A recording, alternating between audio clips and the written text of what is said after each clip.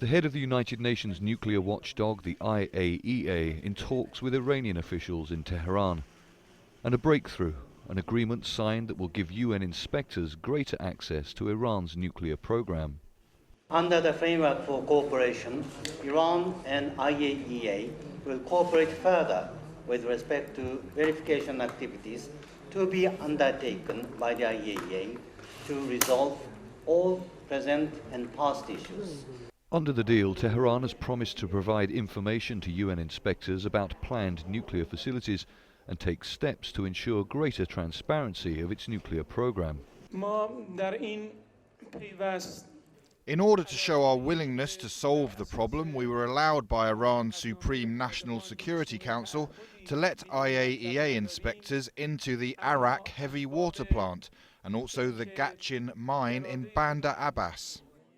It's hoped the agreement will boost wider international negotiations among world powers and Iran on how to limit or suspend Tehran's nuclear program.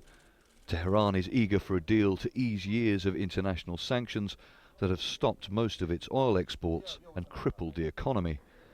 But days of talks in Geneva between world powers and Iran failed to broker such an agreement. Following those talks, US Secretary of State John Kerry flew to the United Arab Emirates and reassured his Arab allies. The United States of America will, into the future, as long as he is president, make certain that we will stand up for and defend our allies in this region against any kind of external threat or attack. Kerry denied that diplomats had been divided in Geneva. The P5+1 was united.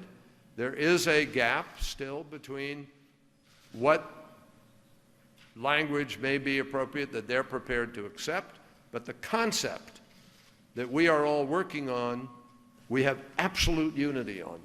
Britain's Foreign Secretary says the opportunity for agreement with Iran should not be lost. The threat of nuclear proliferation in the Middle East is one of the greatest dangers to the peace and security of the world.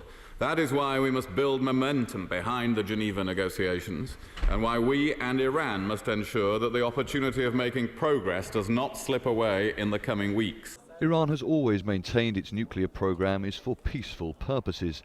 There may be no agreement yet between Iran and world powers over how to deal with Tehran's nuclear plans, but granting greater access of nuclear sites to United Nations inspectors has been a demand from the international community for many years.